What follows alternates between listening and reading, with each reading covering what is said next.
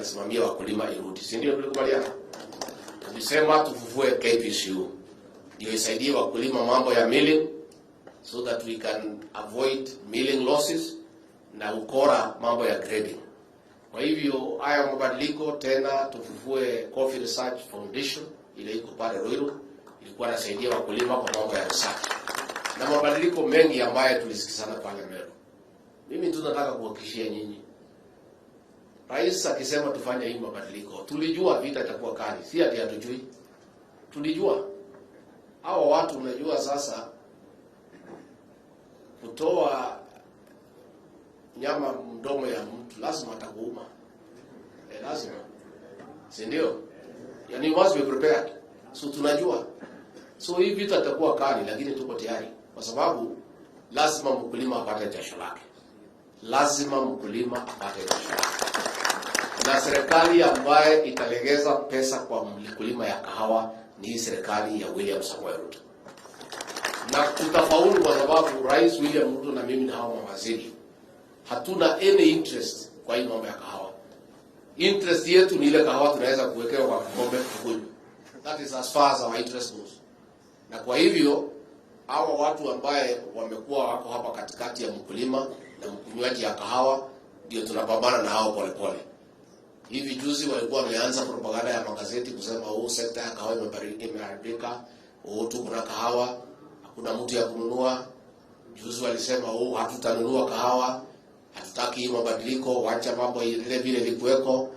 Wakiendelea hii mabadiliko tutakataa kununua kahawa, but there is no problem. Hata mkataa kununua kahawa iko shida gani? Serikali inajipanga. Tunatayarisha pesa.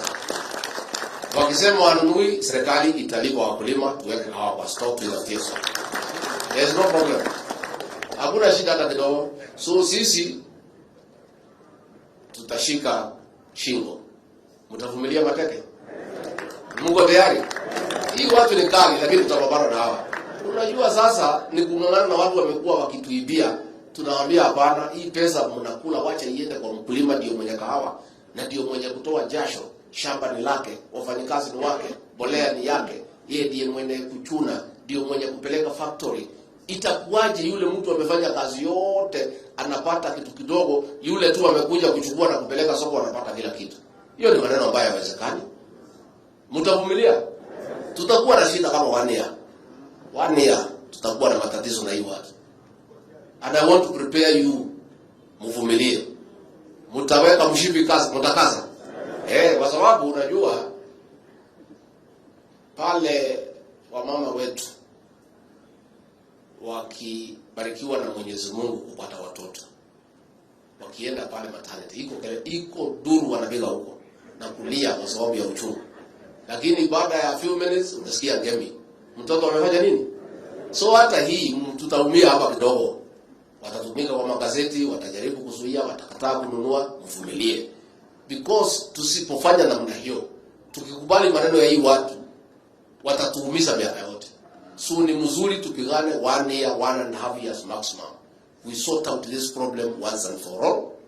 Mkulima apate soko, auze direct kahawa yake. Because ukiangalia ile bei kahawa inanunuliwa Ulaya na ile mkulima anapata, unaona aibu. So hii watu iko katikati ya mkulima na mwenye kukunywa kahawa. Hii watu ndio tunataka tuondoe. Lazima watupige mateke tukijaribu kuondoa. So itakuwa ni kungangana. Lakini mimi na rais tuko tayari. Sijui kama nyinyi mko tayari? Wakulima mko tayari? So hata wakifunga mvumilie. Mvumilie. Unajua watajaribu kufunga soko ati ndio sasa turudi pale tuwakubalie wachukue kahawa na ile bei wanataka. So sisi kama serikali tumeanza kudiscuss. Tutakuwa na mkutano siku ya Alhamisi na hao mawaziri, tuone kahawa ya mwaka moja ni pesa ngapi. Ndio hii watu kikiumana, sisi serikali tuweke pesa kando. Si ndio? This time we are not giving in. We will not give in to blackmail. These brokers and cartels will not hold the government at ransom. No, it will not happen. It will not happen. And we are prepared to put a fund aside to cushion the farmer in this period when we are struggling with these people. Si hapo iko sasa? Sio tuko tayari. So nyinyi nataka mvumilie. Mkiona propaganda mjue ya kwamba ni vita na hii watu they are fighting back. lakini sisi tuko tayari and we are not letting up. Na nimemwambia hao watu wananunua kahawa 3 or 4, sisi hatuna vita na hawa. Wakitaka kukaa hapa wakae, lakini walipe mkulima mzuri, si ndio? Yeah. Wakitulipa vizuri tuko na vita. We have no problem with anybody. What we are refusing and what we cannot accept is for them to buy coffee for a little money, kidogo tu, alafu ile bei wanauza huko tunajua. Then hii faida yote wanakula. Tunaambia usimpunguze hii kukula yenu, mkule kidogo, mkule siku mingi. Iko haja gani mkule kila kitu alafu muumize mkulima? Because production imetoka 130,000 metric tons to 34,000. Because umeua mkulima. Sasa ukiua mkulima hata hii kahawa atatoa wapi? Because mkulima akikosa pesa, anakosa ile imani ya kwenda kwa shamba, si ndio? Kupalilia, kuweka mbolea. Finally, we are also going to do reforms kwa cooperative sector. Kwa sababu pia hapo iko shida. Wacha tuseme ukweli. Many society officials have been captured by these marketers. Na wamewekwa kwa mfuko. Hiyo ndio ukweli. Unajua mimi ni mtu ya kusema ukweli. Hata kama Mungu hapa, hiyo ndio ukweli. That is the truth. Juzi tumetoa fertilizer ya 3,500 ya kahawa. Society officials wanasema hapana, wacha tununue ile ya 7,000 kwa sababu hapo iko commission yao. Mimi nataka kutangazia wakulima wa kahawa katika Kenya. Serikali yetu imetoa mbolea ya 2,500 50 kg bag. Nyinyi wakulima, society officials wakimwambia mnunue fertilizer ya 5,000, msikubali, because we have fertilizer for 2,500 ambaye imefanywa imekuwa subsidized na serikali.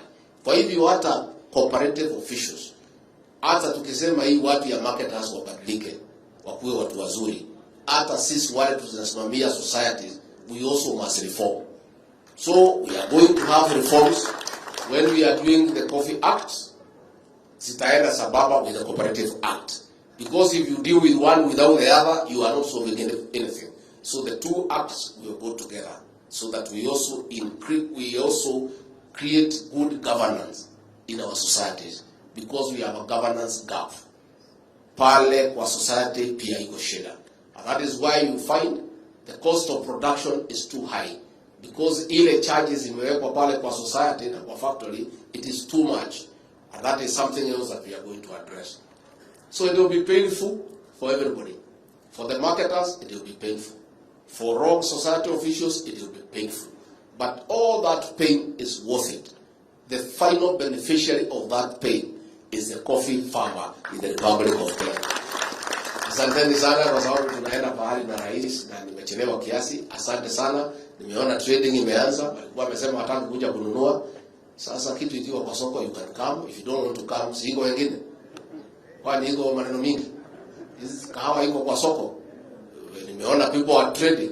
So those who don't want to come because we are having reforms, it's okay. But what we know is that kahawa ya Kenya inatakikana katika soko ya kitaifa. Tukipata pesa ya serikali tununue tuweke store mwaka moja, hiyo watu watakuja hapa wamekimbia bio. Hiyo ndio kweli. And we know.